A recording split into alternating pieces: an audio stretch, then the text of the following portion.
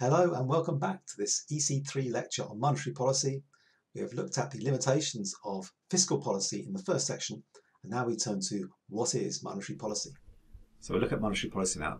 What on earth do we mean by monetary policy?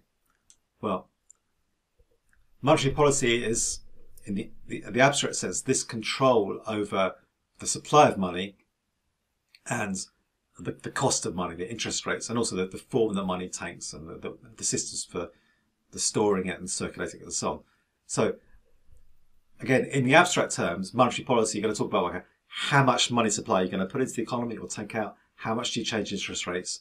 And those things are reasonably simple, but when you then decide to actually do it, what is it? What is the first step in the real economy? So is it employing some more people to work in your labs in Kenya, developing, I think these people are actually developing fertilizer types rather than medical, and this is medicine. This is medical research and fertilizer research. Anyway, that isn't the first. That would be fiscal policy, employing some people to do that. Changing regulations, the interest rate the central bank have been in, yes, that clearly is monetary policy. Recruiting people in the University of Witwatersrand, South Africa, very good idea, but not monetary policy. Adding some zeros to the notes in, oh no, it's not, sorry, it's Zimbabwe, it's Cameroon, I think. Anyway, that is monetary policy, obviously. One of the most famous and heavily worked fire and rescue departments in the world, Malaysia, cope with serious fires. But much as they need an increase in their money, it's not, that's monetary, that's fiscal. And Central Bank of Paraguay is, so basically it's the boring ones, which are the monetary policy, just controlling banks and money. So that's what, concrete terms, the monetary policy is about. It's about controlling the money supply and the interest rate. So how? How might you do that? Control the supply of money. It sounds sweet, sounds simple, but how do you do it? Well, like the ground floor version is just ring up the people that are doing the printing and say, hey, we need to spend some money, we print some money. And this is famously the situation in Germany between the wars, more recently Zimbabwe under Mugabe, were just printing money. Now they were printing money because they were spending it, which is fiscal policy, but the printing money part, the boosting the money supply, that was quite dramatic monetary policy. And printing money is called seigniorage, when you're creating money. And of course, monetary is the one good, money is the one good that any government can just produce as much as they want of. Because there's no real cost apart from the paper. The cost comes in terms of the economic activity, the economic impacts if you overdo it or underdo it. So it's a good that's completely under government control. They can produce as much as they want. And this is pictures of kids in Zimbabwe, like this is like, go and buy an apple or something with that much money. Other methods, and usually just printing money isn't the way it's done in more developed economies. Other methods tend to use the banking system. And it's based on the way that most money actually used in the economy is actually created by banks, using what's called the fractional reserve system. So there's a rough model of that. If you go to your local bank with $100s in hard currency, put it in the bank. I recommend you look up the 1980s sketch by Not the 9 O'Clock News. In that sketch, the money is kept in shoe boxes. But in real life, and that's then kept in the bank, in real life, the money is not physically kept in the bank until you go and ask for it again. What they do is they just keep some of it. For example, they might keep 10%. So they keep 10 units and they loan up the other 90 to people that want to borrow money. So 100 goes in, 10 goes into the shoebox, 90 gets loaned out to other customers. And of course, once they borrow the 90, if they're not immediately spending it, or even if they are spending it, they're spending it via the bank. So they put that borrowing, bang it back into their accounts. So there's 90 more units in accounts, of which 9 is set aside, 90 is loaned out to other companies, customers. And again, that's put into the bank. 10% is reserved, and then 90% is left out. If you follow that through, like we did with the multipliers, you can calculate that 100 units of money would end up with 171 actual new units of money.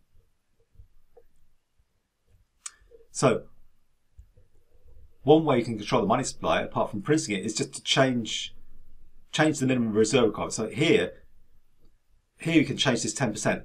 And of course, the reason they have to have the 10% is that once you've got back home, you might think, hey, wait a minute, I need some milk, I need a new settee. You go back to the bank the next day and say, hey guys, give me my money. And hopefully everybody doesn't turn up and ask for all their money. Hopefully 10% is enough to cover it. What's called a run on a bank is when this isn't big enough and people turn up at the bank and the bank hasn't got money to let them have, and that causes massive panic. So they've got to make this, the advantage to the bank of making this bigger is the safety factor. The disadvantage is they can't then loan out money and earn interest. So the banks have a balancing act to do here. And especially since things like financial crises and runs on banks, the government can regulate to say, hey, this 10% is not safe enough, should be 15, should be 20. If you make this bigger, then in this cycle of producing money, less is loaned out each time. That will decrease this figure. So by changing that, you can decrease the creation of money.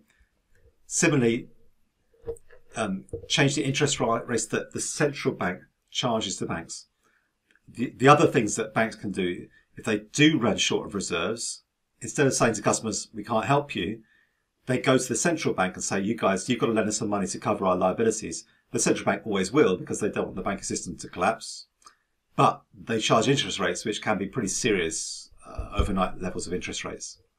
By changing that interest rate, if they put that up to a high level, then banks will be really worried about having to go to them to borrow money. So they won't quite lend out so much money. So again, less money is created. Then there's open market operations, which be covered in has been covered in one of the seminar exercises, where the government can issue what's called bonds, saying that each month we'll pay you this fixed amount of money. And the idea is then that if the government is selling a bond saying each month we'll pay you £100, if they sell that to you at £1,000, then essentially the monthly interest rate is 10%. Because for a cost of £1,000, then you get each month £100, which is 10%. It should be a year really, so 10% a year. If they want to sell more of those, if they're okay, we'll cut the price down to £500, but you'll still get £100 each year. That's effectively put the interest rate up to 20%. So people would be attracted to buy lots of those bits of paper, so that would take cash out of the economy in exchange for bonds. So by increasing the interest rates, they can reduce the money supply. Then quantitative easing is a similar thing, except the government purchases other assets apart from government bonds. They might start direct purchasing shares, purchase bonds issued by private companies, other similar financial assets they buy up from the banking system, which again soaks up money. So money is taken into the bank reserves, and money supply and circulation is, this is the opposite. They're purchasing assets. So the government is filling up with things like government shares and company bonds and so on, and in return for that they're adding money to the bank's reserves, so directly putting money into the economy. So that's been a big thing since, or it was a big thing for a period after the financial crash. So thinking back on those ways, which of these things would reduce the amount of money that banks create, so reduce the money supply? Would it be this one, both of them, neither of them, or you're not sure? So think what you'd answer for that. Pause the recording if necessary. Think about it for a few days and then Google it and come back and tell me I've got it wrong. And it'll be this one here. Because at each stage, the bank would have to keep a bit more back in reserve. They wouldn't lend out as much. So at each stage, you're creating less extra money by loans. This would have the opposite effect, because if you reduce the central bank lending rate, then these banks will take more risks. They'll lend out more because they know they can borrow if they get into trouble from the central bank at low rates. So the answer is just B. Okay, and which of these would increase the money supply? This is covered in more depth in the seminar exercise.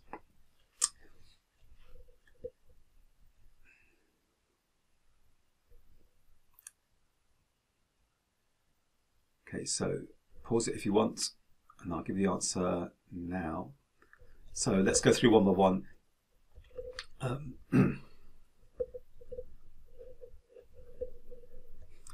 Okay, selling government bonds.